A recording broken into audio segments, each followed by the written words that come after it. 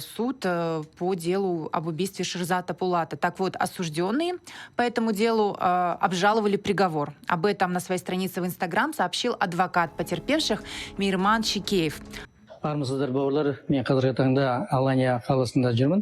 Десе де, Қазақстаннан маған көптеген сұрақтар келіп жатыр. Журналистерден, қарапайым халықтан, Қаржаубай ағамыз реанимацияға түсіп қалыпты деген сияқты жалған ақпараттар келіп жатыр.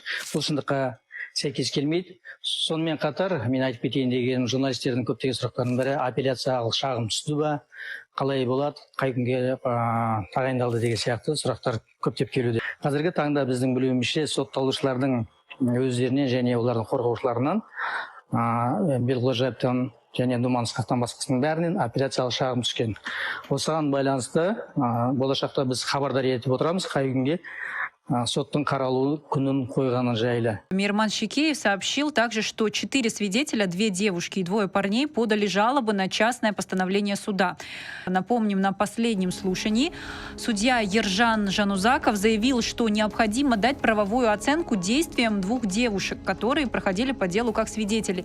И речь идет об Эльмире Нурбековой и Дане Жахсагельда. Также речь еще идет о свидетелях Юлдаше Рузбакиеве и Орлане Казыкене. Они забирали осужденных с гор в ночь убийства. Следствие посчитало, что юноши знали о совершенном преступлении и заведомо солгали в суде. Ну и прокуроры в результате направили постановление в департамент полиции о возбуждении уголовных дел в отношении этих фигурантов.